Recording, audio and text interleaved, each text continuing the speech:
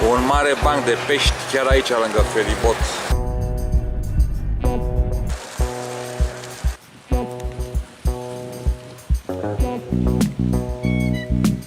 Fire cât mai întinse. Haide, uite-l! Oho, ăsta e mai maricel.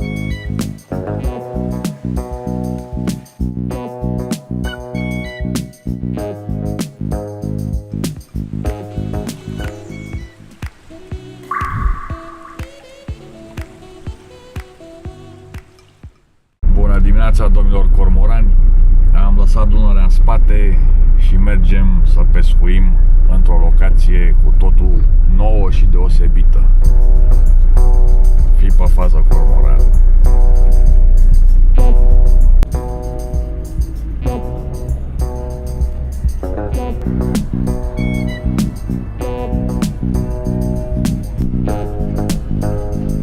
Hai să facem și nouă faptă bună. Ia uite-o, mă, pe micuța asta. Mă, vrei să calce mașina, mă? Unde să o eliberez? Ia uite, mă, face pe ea de frică. Bă, e culm. Asta n-am mai văzut. Ai scăpat cu zile. Te călcau mașinile astea. Drăguț-o ce ești. Uite, aici te las. Aici te descurci. Noroc în viață. Haideți direct pe el. Un mare banc de pești chiar aici lângă feribot.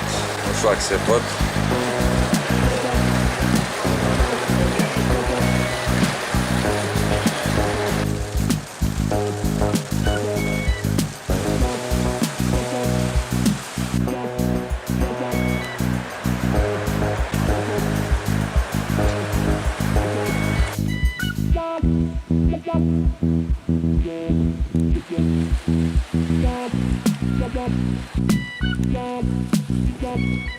În sfârșit am ajuns și la pescuit.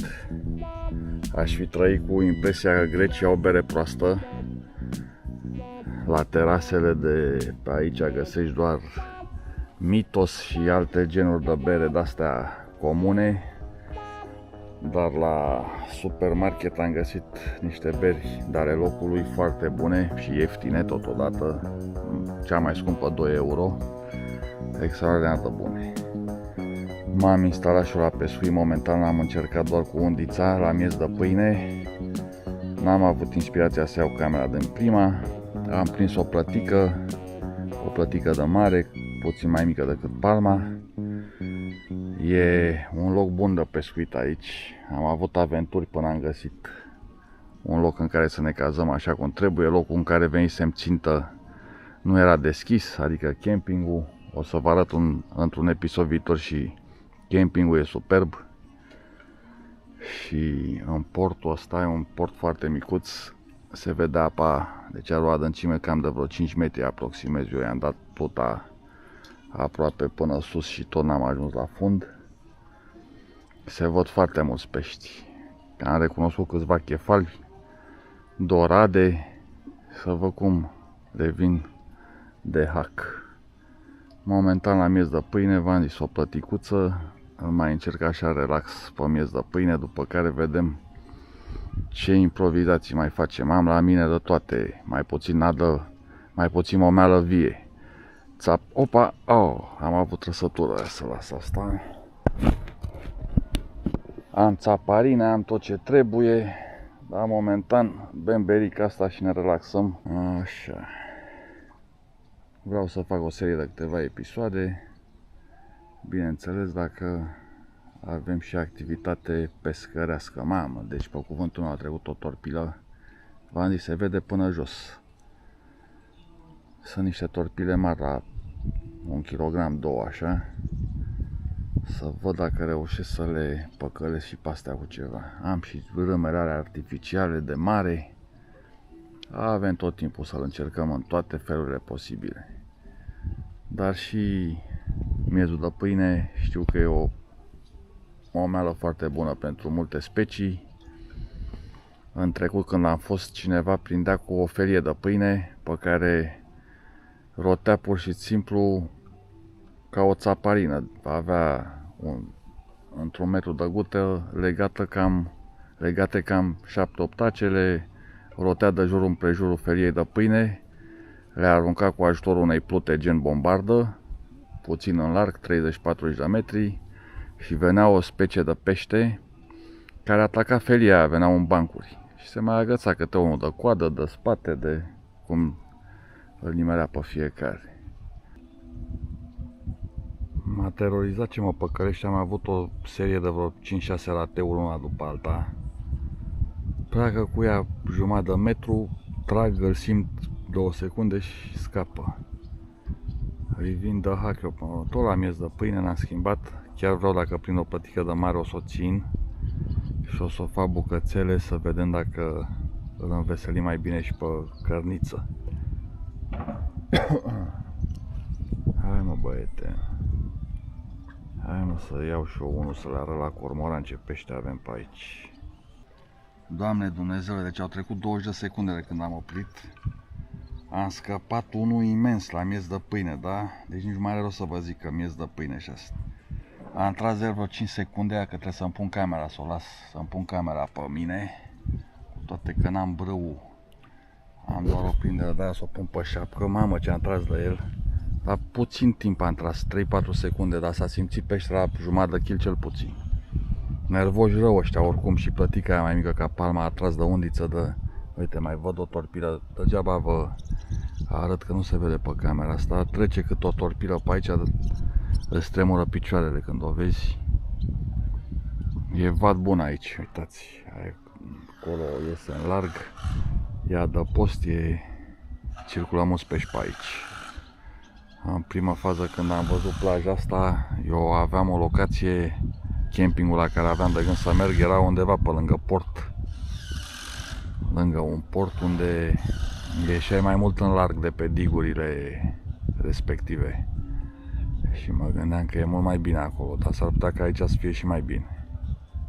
Hai mă băiete să văd și eu ce ești. Oricum mi-am luat butelia cu mine, tigaia, vreau să sfârâi niște pești negreșit. Sunt curios dacă avem oameni cinstiți pe aici. Mă duc să mă alimentez, o să las toate acareturile de aici, scaun și ce mai am. Și sper să le găsesc înapoi, după care revin în forță.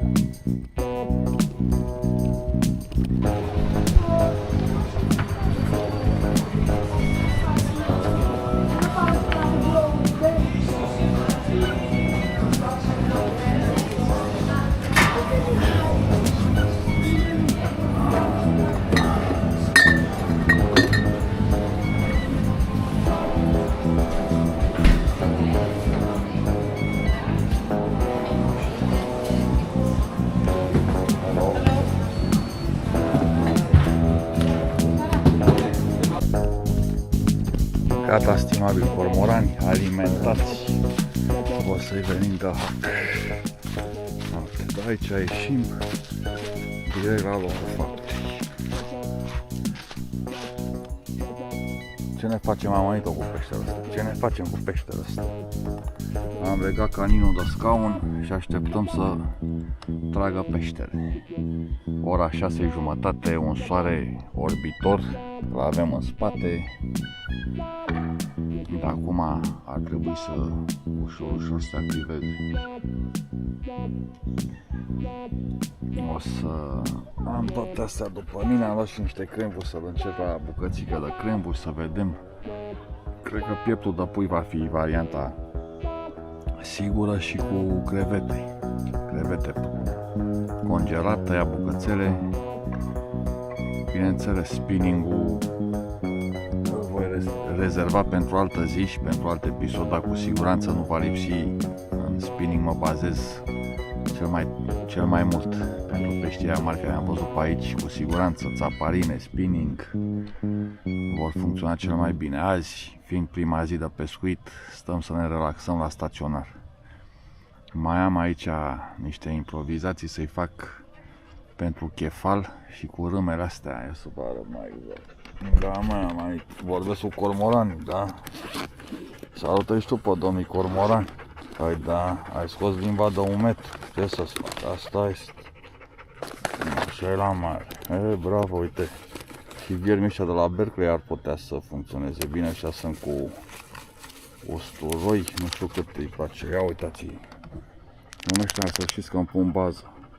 Ia să bagă unul chiar la undiță să-l vedem. Păi da, ce avem de făcut altceva? Da, miros într-un mare fel rămere astea. Îți rup nasul. Haide mă, băiete. Am ce bucat. Uite așa. Au un miros plăcut așa totodată. Ciudat și plăcut. O combinație între mâncarea de câine și ceva scoici. Interesant oricum. Nu e să-ți dai mațele afară, e chiar plăcut. Nu, băiete, așa să-i lăsăm oare. O combinație așa, eu știu, să tragă el asta așa fără... Trebuie încercat ce avem de făcut. V-am zis, saparina sigur, aia 100% trebuie să funcționeze. Hai că la râma aia am stat vreo 10 minute, nicio mișcare. Pac, așa, la plută, vă dați seama, e greu să tragă. Și am pus o bucățică mică de crembuș, de-abia a ajuns la fund și văd că a și ciugulit. La pâine, ia uitați, plătică mică. Din păcate pentru ea o voi sacrifica să-mi fac bucățică. În sfârșit, primul baboi, la miez de pâine.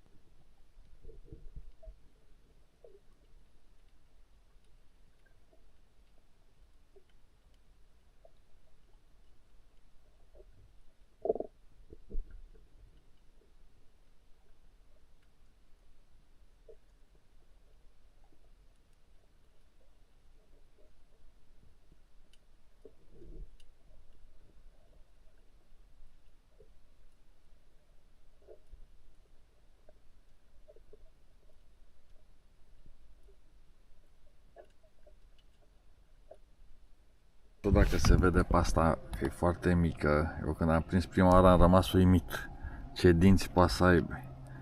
Deci dinți de cal. Nu se vede că e foarte mică. Când o să prind una mai mare o să vă arăt. Deci are o dantură de că te bovnește și râsul, exact ca un cal. Plăticuța de mare. Nu e așa de gustoasă, am prins și mai mari.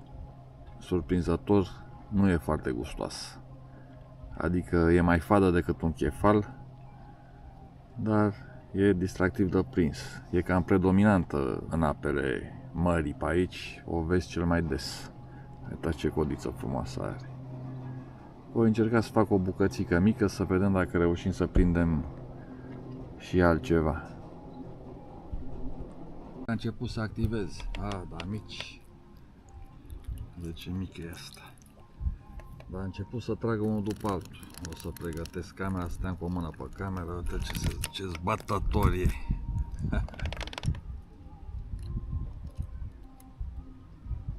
Asta va fi eliberată. Bun, hai că ne punem pe el.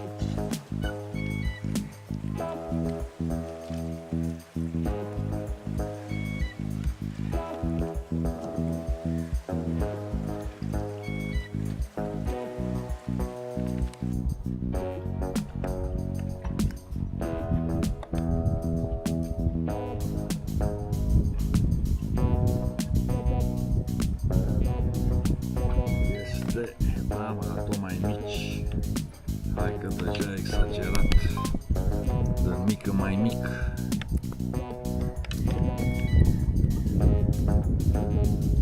Ce facem aici, băi? Dar distracția e garantată la miez de pâine.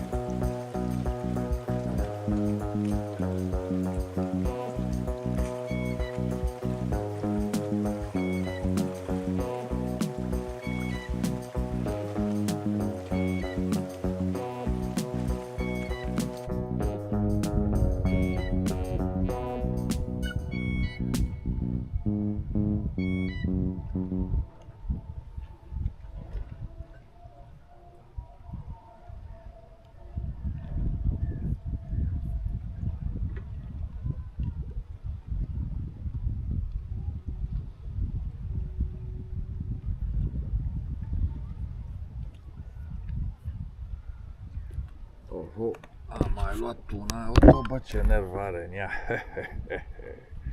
V-am zis, foarte bătăioasă. Da, deci dacă îi pui cocoloș mic, iei unul după altul. Da, trage foc automat. Unul după altul. Știu tot că se activează mai pe seară, dar să se activeze și el de la mai măricel. Cocoloașe din ce în ce mai mici să îl înghită repede, să nu mai stăm. Ciudată vreme și pe aici, bație cald, bație frig. Mai devreme muream de cald, acum m-a luat răcoarea, bate vântul. Sper că se aude bine la vântul ăsta, că nu mi-am mai pus buretele pe el. Haide, mă, prietenași. Chiar vreau să fac o prăjeală de peștișori, dacă nu îmi țin 7-8, sunt multe pisici pe aici, unele mai amărâte, altele arată mai bine. Am umflat câteva deja, vă dați seama. E bine că am supermarketul la lângă și am luat vreo 2 saci săculeți de boabe, plus alte resturi ce ne mai rămân, le fericim și pe ele. Hai, chiar am avut trăsătură, cred că mi-a luat. Dar tot e bine și cu pâinea asta, că uite, să faci de lucru până găsești vreun magazin de pescuit. Sigur, dacă dau de un magazin de pescuit de unde se iau râme de mare, la cât chefar am văzut pe aici, îl hăcuiesc ca lumea. Noroc, domnilor cormorani, și fire cât mai întinse. Haide, uite-l, oho, ăsta e mai măricel. Vezi, mă, frate, când pui mâna pe ce trebuie. Hai, mă, uite ce platică frumoasă. Ia uitați ce platică frumoasă. Hai, mă, stai aici, frumoasă ce ești. Uite, dinți de cald, da? Se văd? Nu prea se văd. Trebuie să prind una mare, să vă arăt ce dinți poate să aibă. Incredibilă. Mai băgăm un cocoloș, hai că s-a activat. Dacă îmi prind 15 plătici de-astea, sunt mai mult decât fericit. L-am întins și pe CX4 aici lângă mine cu o bucățică de peștișor, dar văd că nu servește nimeni. Ce frumos tragi la plăticile astea. Prima care am prins-o era cea mai măricică, dar n-am filmat-o, n-are importanță. Bă, am tras de ea. Bă, am zis aproape ca palma. Am tras de ea, zic, mamă, ăsta e ceva frumos, vreun chefal de la Barosan. Chiar așa, aveți idee la ce... Păcat că o să postez târziu, când... Nici nu știu, am laptopul la mine, poate le editez de aici să le postez. La ce mai am putea prinde chefal în afară de nada asta, momeala, pardon, care o găsești în magazine, gen râme de mare și astea. Ceva care găsești așa peste tot la supermarket. Piept de pui, nu cred. Eu nu știu, chiar o să-l mai întreb pe ChatGPT, că ăsta are răspuns la orice. Hai, chiar e pe la ea. Hai să-l mai lăsăm. Cred că o să pun burețelul ăsta pe cameră, dar de fapt cred că o să mă duc până în camping să mă schimb, să-mi iau trainingul pe mine, s-a pus vântul ăsta teleșină. Îmi place foarte mult viața de camping, o prefer de 1000 de ori decât hoteluri și alte cele. Ce să faci? Pleci din sticlă și beton, tot în sticlă și beton. Așa în camping stai între pomi, cu picioarele în țărână, ai contact cu natura așa cum trebuie. Gata, domnilor cormoran, mă voi duce să bucur o pisică cu cei 3 peștișori pe care am prins.